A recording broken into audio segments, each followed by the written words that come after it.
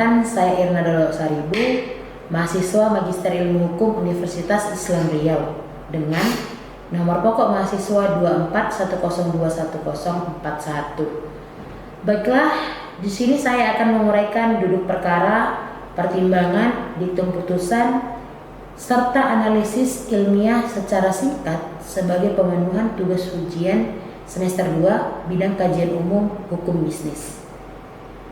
Dengan mata kuliah Hukum Larangan Praktek Monopoli dan PUTS yang diampu oleh Ibu Dr. Desi Apriani SH.MH.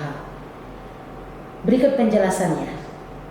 Dalam perkara ini saya mengambil perkara nomor 08 garing KPPU strip L garing 2024 tentang dugaan pelanggaran pasal 23 Undang-Undang Nomor 5 tahun 1999 terkait persekongkolan untuk mendapatkan rahasia perusahaan PT Chiyoda Kogyo Indonesia, yang dimana putusannya telah dibaca pada tanggal 25 Februari tahun 2025. Selanjutnya saya akan menjelaskan duduk perkara. Dugaan persekongkolan untuk mendapatkan rahasia perusahaan PT Chiyoda Kogyo Indonesia ini dilakukan oleh terlapor 1, di mana terlapor 1 ini PT Maruka Indonesia sebagai perusahaan trading yang memesan mesin dari PT Chiyoda Kogyo. Terlapor 2 yakni Hiro Yoshida sebagai mantan direktur PT Chiyoda Kogyo, dan terlapor 3 yakni PT Uniqui Solution Indonesia sebagai perusahaan industri dan reparasi mesin.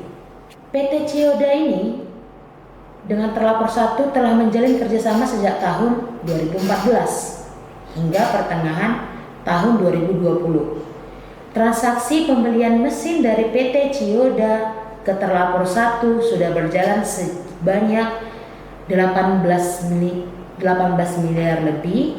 Namun sejak Juli tahun 2020 terlapor 1 tidak pernah memesan mesin lagi. Pada tahun 2012, terlapor 2 diangkat menjadi pegawai, dan pada tahun 2014 sudah menjadi general manager. Dikarenakan punya kewenangan dan akses informasi bisnis yang luas, pada 26 Maret 2015, terlapor 2 ini disuruh membuat surat pernyataan tentang kerahasiaan perusahaan untuk menjaga kepentingan perusahaan tersebut. Pada tahun 2017, ia naik jabatan menjadi direktur. Selanjutnya, sejak Juli 2019, terlapor 2 ini mulai membujuk karyawan PT Chiyoda untuk bergabung dengan perusahaan yang baru ia dirikan dengan tawaran penghasilan dan fasilitas tambahan yang lebih tinggi. Lalu, pada Desember 2019, terlapor 2 ini mengundurkan diri dari PT Chiyoda dengan alasan pulang ke Jepang. Kemudian pada tahun 2020, terlapor 2 ini bergabung pada perusahaan terlapor 1, yaitu PT Maruka Indonesia ini tadi.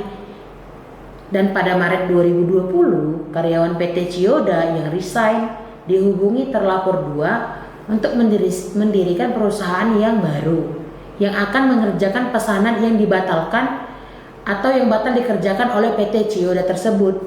Perusahaan baru ini akan bergerak untuk kepentingan PT Chiyoda, untuk bergerak untuk kepentingan PT Maruka Indonesia atau terlapor 1. Perusahaan baru ini bernama CV Sun Go Teknik Abinaya.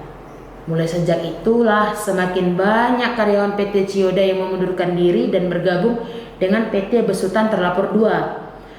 Pada Juni tahun 2020, terlapor 2 ini mengajak beberapa karyawan PT Chiyoda yang sudah mengundurkan diri ataupun yang belum mengundurkan diri diundang di pertemuan di Telaga Seafood Lipo Cikarang dengan tawaran yang mendirikan perusahaan baru sejenis dengan PT Chiyoda tersebut yang bernama PT Uniqui Solution.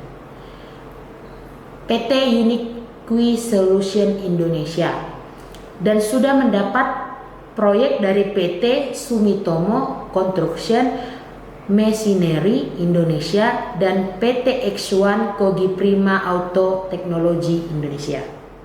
Yang menjadi pertimbangan hakim pada permasalahan ini, permasalahan perkara Equo merupakan persaingan pasar yang tidak sehat karena persaingan menggunakan informasi usaha yang diklasifikasikan sebagai rahasia yang diperoleh dengan cara bersekongkol antara terlapor 1 yang merupakan pesaing dan terlapor 2 yang merupakan mantan karyawan terlapor yang menguasai rahasia perusahaan si pelapor. Sebab terlapor 2 berhenti bekerja sejak tahun 2019.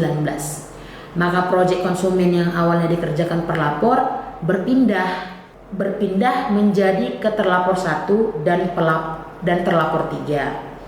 Dan ini menyebabkan penurunan pendapatan pelapor.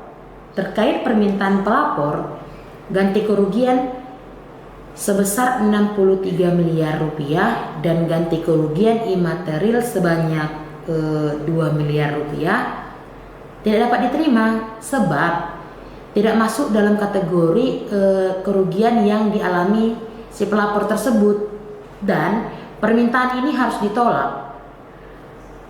Selanjutnya, persekongkolan untuk mendapatkan informasi usaha yang dikategorikan sebagai rahasia ini telah menimbulkan dampak negatif sehingga terjadi kehilangan persaingan usaha secara sehat antara terlapor 1, terlapor 3 dan si pelapor. Dan terlapor 2 berperan sebagai inisiator pelanggaran. Selanjutnya di sini saya akan membahas tentang diktum putusan pada perkara tersebut. Yang pertama yang menjadi diktum putusan menyatakan terlapor 1 dan terlapor 2 terbukti secara sah dan meyakinkan melanggar pasal 23 Undang-Undang Nomor 5 tahun 1999. Yang kedua, menyatakan terlapor 3 ini tidak terbukti melanggar pasal 23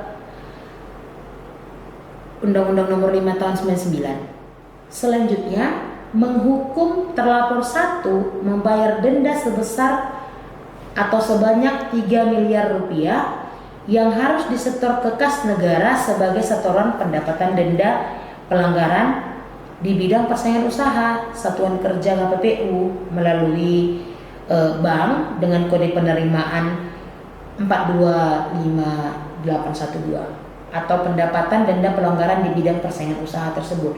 Selanjutnya, menolak permohonan ganti kerugian material dan imaterial pelapor.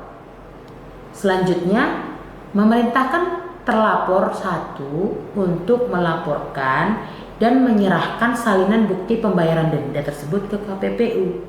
Selanjutnya, memerintahkan terlapor 1 melaksanakan putusan ini maksimal 30 hari sejak berkekuatan hukum. Yang ketujuh, memerintahkan terlapor 1 untuk menyerahkan jaminan bank sebesar 20% dari nilai denda ke KPPU maksimal 14 hari setelah menerima pemberitahuan putusan ini jika mengajukan keberatan. Dan yang terakhir, memerintahkan terlapor 1 membayar denda keterlambatan sebesar 2% dari nilai denda jika terlambat melakukan pembayaran denda. Analisis secara singkat mengenai perkara Equo bahwa dalam perkara ini kerahasiaan informasi dalam sebuah perusahaan yang diisyaratkan tidak boleh dilakukannya persekongkolan untuk mendapatkan keuntungan sepihak seperti yang dijelaskan dalam pasal 23 Undang-Undang Nomor 5 tahun 99 tentang larangan praktek monopoli dan persaingan usaha tidak sehat, yakni pelaku usaha ini dilarang bersekongkol dengan pihak lain untuk mendapatkan informasi kegiatan usaha pesaingnya yang diklasifikasikan sebagai rahasia perusahaan sehingga dapat mengakibatkan terjadinya persaingan usaha yang tidak sehat. Belum bisa meneguhkan integritas pimpinan sebab dorongan dan giuran persaingan usaha, pendapatan dan fasilitas yang lebih tinggi lagi.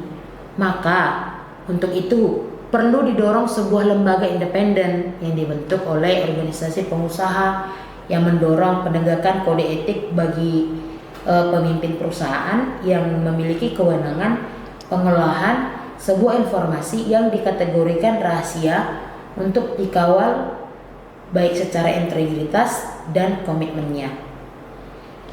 Baik, sekian penjelasan singkat yang bisa saya sampaikan. Kurang lebih saya mohon maaf. Saya ucapkan terima kasih dan assalamualaikum warahmatullahi wabarakatuh.